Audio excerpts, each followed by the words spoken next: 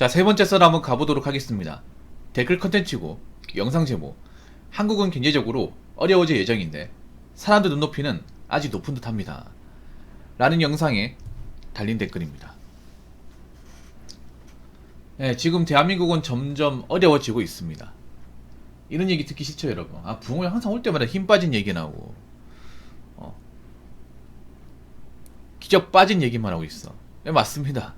근데 이런 얘기를 안 들을 수가 없잖아요. 여러분은 현실을 안 보고 살 겁니까? 아, 대한민국 현실을 살고 있는데 그냥 까막눈을 사실 거야? 근데 까막눈인 분들이 좀 많이 있죠? 안 들으려고 하시는 분들. 대한민국 현실적으로 어려워지고 있어. 특히 없는 사람한테, 가진 게 없는 사람한테, 미천이 제로인 사람한테, 빚만인 사람한테 어려워지고 있습니다. 근데 문제는 앞으로 어려워지는 게 제가 봤을 때는 분명한데 여기에 대한 준비를 허술하게 하고 있다는 거예요.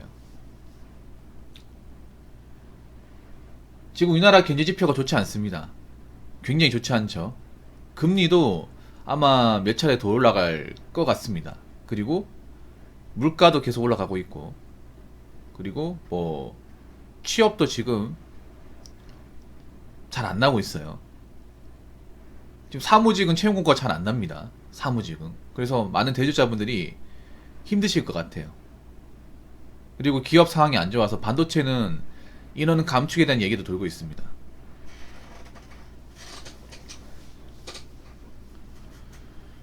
뭐 그리고 자영업은 말할 것도 없고, 자영업분들 항상 와가지고 하는 말이 힘들다, 어렵다,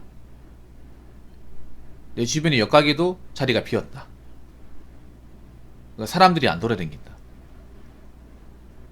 확실히 배달콜이 줄었다, 이런 말씀을 하세요. 거기다 이제 뭐 주거비용, 월세 같은 것도 점점 더 오르고 있고. 월세는 왜 올라갈 수밖에 없냐 하면 일단 수요가 많아요.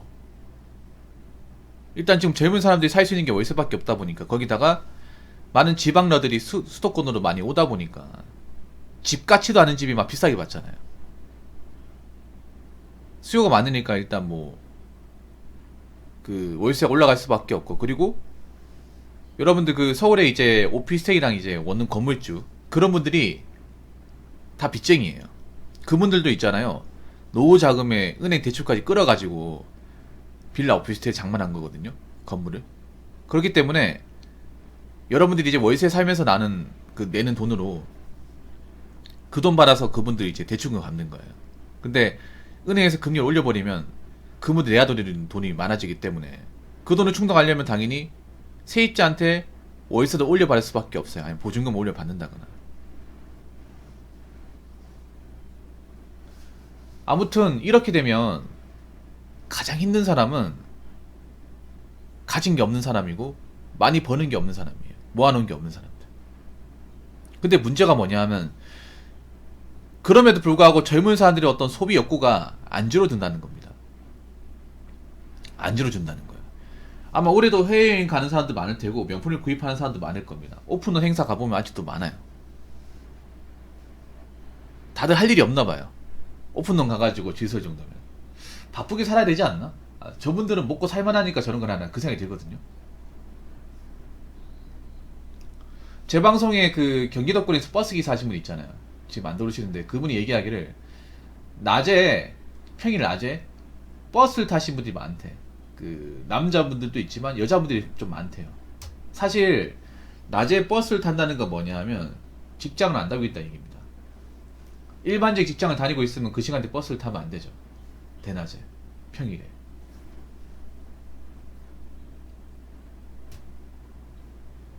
아무튼 요즘에 젊은 사람들이 낮에 버스 타가지고, 원래 낮 시간대는 자리가 없어야 되는데 낮 시간대 자리가 많대. 아, 자리가 이제 타는 사람들이 많대요. 그만큼 이제 직장을 제대로 다니지 않는 사람도 많은 거예요, 어떻게 보면. 그래서 지금 현업에 일하시는 분들, 뭐 제 방송에 자영업자분들도 많고 버스 기사분들도 있고 화물차 일하시는 분도 있는데 하나같이 어렵다고 합니다. 물론 이게 옛날에 어렵다고 했지만 지금은 정말 어렵대요. 앞으로 더 안 좋아질 것 같아. 그러면 어려워지면 어떻게 해야 될까요? 눈높이를 낮춰야 되죠.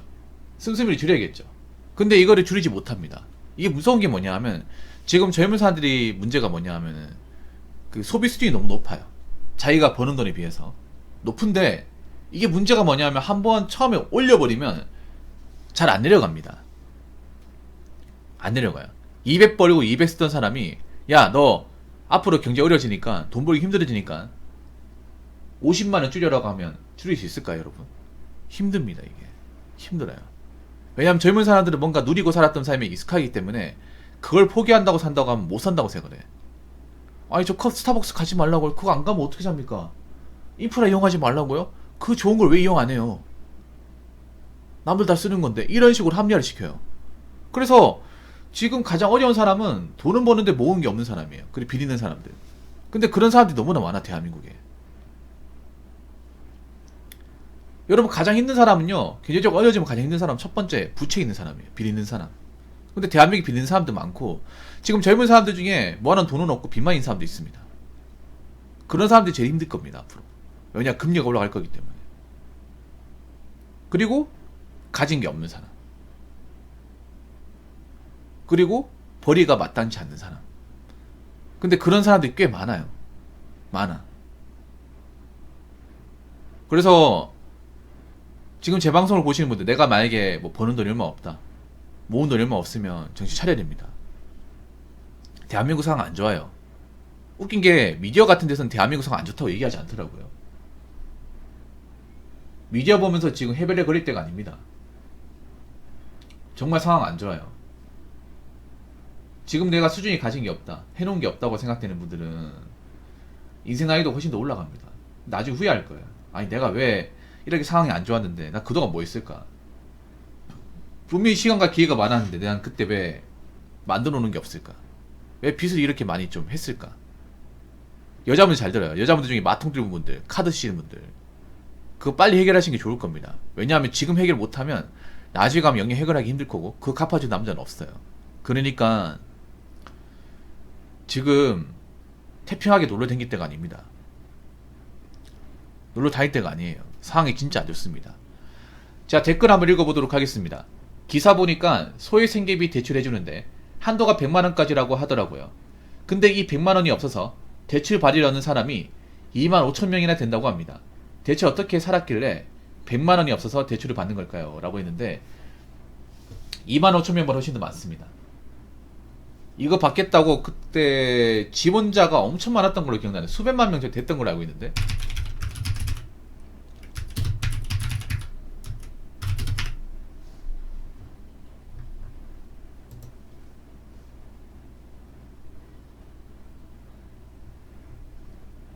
이 여러 은행에서 해줬죠. 보통 저축은행에서 많이 해줬습니다. 근데 참 웃긴 게 뭐냐면 이거 받는 사람도 참 이게 100만원인데요 한 번에 100만원이 아니라 처음에 50하고 또 1회 연장으로 50만원 해서 총 100만원이에요 50만원 두 번이에요. 그러니까 처음 갔을 때 50만원 한 번 해주고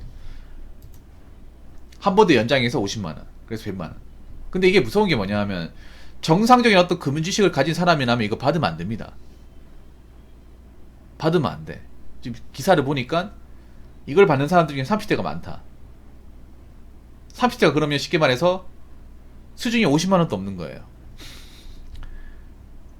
근데 정말 웃긴 게 뭐냐 하면 어떤 분이 얘기를 해주는데 이거 받으러 온 사람들 줄 서 있는 거 보니까 뭐 명품 가방 맨 사람도 있고 비싼 세단 몰고 온 사람도 있대요. 아니 당장 50만원 없어도 그런 명품 백이나 그 자동차는 포기할 수 없었나봐.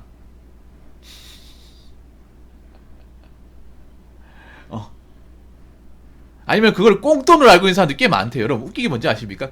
여러분 돈을 주는 게 아니라 지원하는 게 아니라 대출이에요. 대출은 뭡니까? 내가 빌려갔으면 반드시 갚아야 되는 돈이에요. 갚으면 안 되는 돈이 아니라 반드시 갚아야 되는 돈이야. 근데 이걸 가지고 꽁돈을 생각합니다. 꽁돈.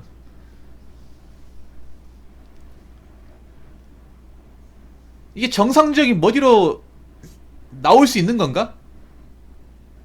아니 멀쩡히 초중 고등학교 대학교까지 나온 사람이 이 대출을 꽁돈으로 알고 있어요.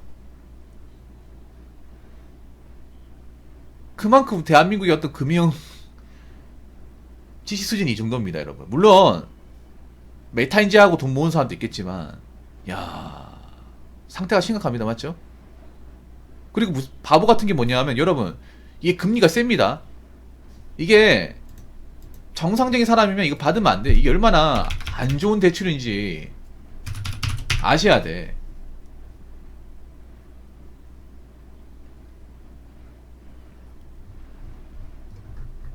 이 대출 상품이 안 좋아요, 여러분.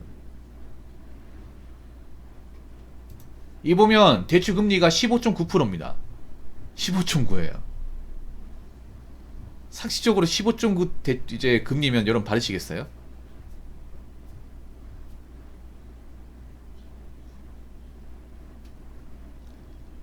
여러분 받으시겠습니까? 물론 이제 6개월 안에 있잖아요. 6개월 안에 이제 갚으면 3%가 면제가 돼요. 그러니까 3% 떨어집니다. 그러면 그러니까 15.9인데 6개월 안에 50만 원 갚으면 이렇게 되는 거예요. 야, 처음에 50만 원 빌려주거든요. 50만 원 빌려주고 또 한 번 50만 원. 그래서 총 100만 원인데 처음에 50만 원 빌려줬을 때 6개월 안에 이걸 다 갚으면 성실 상환하면 금리 3% 연해서 12.9. 근데 한번 생각해봐. 6개월 안에 이 돈을 갚는 사람도 있을까? 12.9도 인간적으로 높은 금리 아닙니까? 근데 문제가 뭐냐면 제가 봤을 때 저 돈을 갚을 사람들이 많지가 않습니다. 꽁돈으로 생각하는데.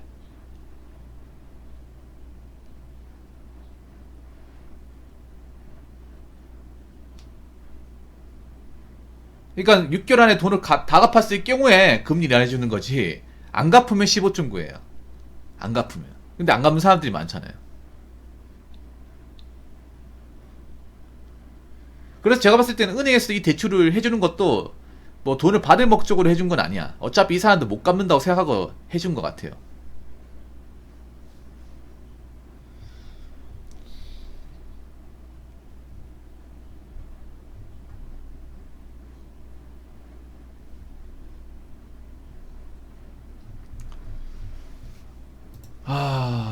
이건 좀 부끄러워해야 돼. 대출 받는 사람은. 물론 사정이 있겠지만 무조건 갚아야 되죠. 그리고 갚을 만한 일을 만들면 안 되죠, 여러분. 이걸 하면 안 되겠죠.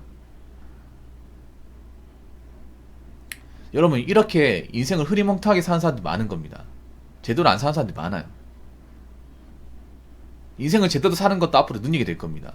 빚 안 지고 이런 소액 생계비 대출 안 받고 사는 것만으로도 이제는 앞으로 재능이 되고 능력이라고 말할 수 있는 세상이 올 겁니다. 왜냐? 생각보다 대한민국에 정치를 놓고 사시는 분들이 많기 때문이죠. 앞으로 더 많아질 거고요. 아시겠죠? 자, 이상으로 세 번째 썰 마치도록 하겠습니다.